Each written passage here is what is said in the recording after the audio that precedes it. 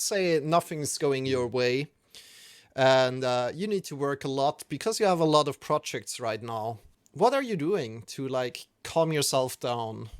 For me, a lot of the time, I think there's this voice that I think we all have. I think united as a human race, we feel this, and there's this voice of doubt, which tells you all kinds of things like you're not good enough, you're useless, you're not worth it, and those voices do come, and they do say things, and you'll work on something, and it's kind of deliberate.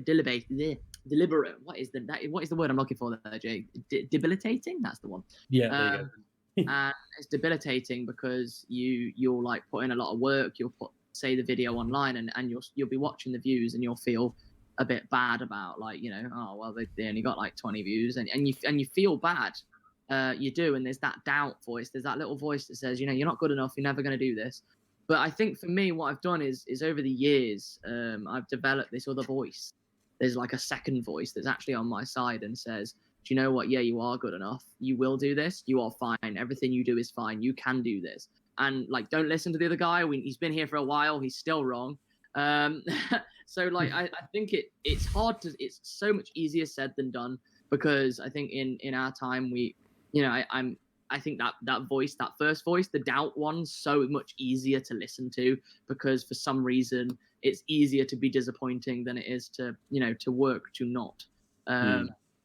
So the other voice is it's taken me years to get to that. Like I start like early on in my life, the reason why I think I was so like, I wasn't very good at writing essays, for example. When I was growing up, I wasn't very academic. In school, they'd put me in like bottom set, and I'd feel stupid, and I felt like I was not worth anything. I felt like if you're not working well at school, then you're not worth anything, are you? That was what I felt. And by the time I went to university, I freaked out because I was told that I had to write a 1,500 word essay, and my brain said, nope, get out of there, Allan, because you can't write. We know if there's one thing you've learned over the years, it's that you're not academic.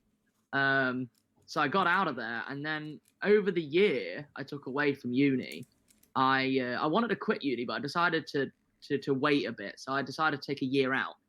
And in that year, I did some work, and I did some horrendous. I hated the work. It was awful. It was quite like Jake. I was in a kitchen, a pub kit. Well, it was a cafe restaurant kitchen. Yep. And I was just, you know, it wasn't a great environment. Everyone was stressed out of their mind, and it really wasn't good for my mental health at all. But over that year, like I ended up quitting that job after 3 months because I just couldn't take it. Mm-hmm. So I started to I got really bored really, and I started to read up, and I started to learn things. Like I like one of the things I do on my stream every now and again is magic, and I learned that during that year. I was starting to do that as a hobby. I was like, well, I'll learn how to do magic, and then I started to learn how to do hypnotherapy because I felt the worst I'd ever felt, and I turned to all kinds of ways, like, you know, meditation and things. And I started to teach myself how to self-hypnotize. And then by the end of the year, I'd learned how to self-hypnotize. And I was like, well, if I can teach myself to self-hypnotize, I can teach myself to write an essay, right? Theoretically, if I can teach myself something as big as hypnosis, or at least what felt like it was as big as hypnosis, or magic, like, I was like, you know what? You can learn anything from reading. You can learn anything from trying hard enough and I'm failing enough. When you fail enough, you'll succeed one day. And I think, honestly, that's when I decided I was going to go back to uni. I went back to uni the following year with a new mindset, and the mindset was I'm gonna tell myself that it's okay to not do well, but I'm also going to learn how to write essays, and I'm going to write bloody good essays. And I followed that up actually by writing the best dissertation of my year. So that was the best essay of my year, the biggest essay I could have ever written, and it was the best one. I got a first class. And I sort of proved to myself, actually, you know what, anything is possible. And ever since then, that voice has had evidence, I guess, to say, yeah, you are worth it. Look at this. This is what you achieved. And I think everyone can do that. You've just got to work through that initial self-doubting voice, because we all have it, but we've got to work through it, or else, you know, what's the point? Yeah. I'm just going to jump off on Allan. That's you've done that pretty comprehensively, mate. I do just want to say that in regards to what you're saying about failure, I think that's super important. I feel as though failure has these, and this is going to sound really weird, but it has these negative connotations to it, and I just don't think it should have those negative connotations.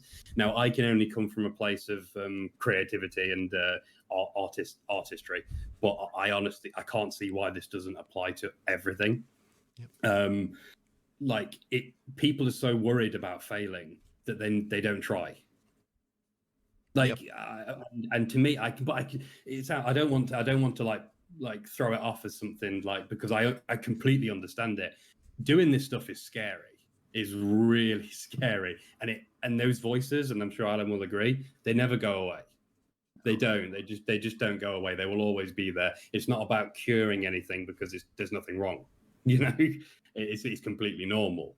It's about learning how you deal with those things, you know, and failure is such a big part of it. You need to, like, from my perspective, I need to write something, write a play, like when I've written plays before, and put it up against an audience. And if it's supposed to be funny and not a single person laughs, and I'm sat there, you know, and I'm sat there, and you're going, oh no, this is the worst thing ever, you know. And then you go and you keep going, and you keep, or you keep going, and you putting plays out to places, throwing them out and getting rejected, and then feeling as though this is not good for you. And then one day, a Bruntwood nomination comes along. In my opinion, you know, like I did get nominated for the Bruntwood in 2019, which is, you know, a big, for those who don't know, is a big playwriting award. And you're right, Allan, there are things, eventually something will come your way where you go, oh yeah, it's not that it will teach you that you're good enough, it will remind you that you're good enough. You know, because you are, and it's as simple as that. So I think, I suppose to like kind of link it back to the question you asked, which is about like how we do that, it's just about, I think it is about failing. It's about failing and being okay with failing.